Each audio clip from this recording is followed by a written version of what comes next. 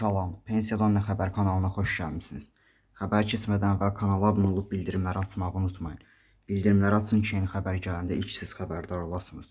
İndi isə keçək xəbərimizə. Bəzi pensiyaslar əmək fəaliyyətini rəsmi deyil, qeyri-rəsmi şəkildə davam etdirirlər və onların adına sosial sığorta haqqları ödənilmir. Bu vəziyyət gələcəkdə pensiyanın yenidən hesablanmasına və pensiya hüquqlarına necə təsir göstərir? Mövzu ilə bağlı Demokrat Aza açıqlama verən iqtisadçı Eldəniz Əmirov bildirib ki, pensiya alan şəxs qeyri-rəsmi işləyirsə, onun adına sosial sığorta haqqı ödənilmir. Bu o deməkdir ki, həmin iş dövrü gələcəkdə pensiyasının yenidən hesablanmasına və ya pensiya kapitalının artırılmasına təsir göstərməyəcək. Əgər sosial sığorta ödənişləri həyata keçirilmirsə, pensiya kapitalı necə arta bilər? Pensiya kapitalı artmırsa, pensiyanın da artması mümkün deyil.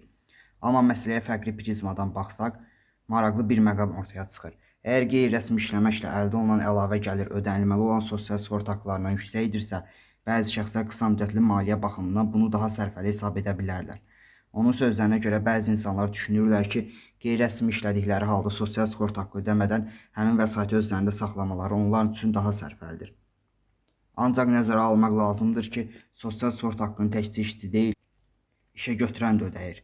Bütün hallarda hesab edirəm ki, uzunmüddətli perspektivdə rəsmi məşğulluq daha təhlükəsiz seçimdir. Hər kəsə tövsiyəm budur ki, rəsmi məşğulluğa üstünlük versin. Bu halda həm pensiya kapitalı artır, həm də əmək və sosial sığorta hüquqları qorunur.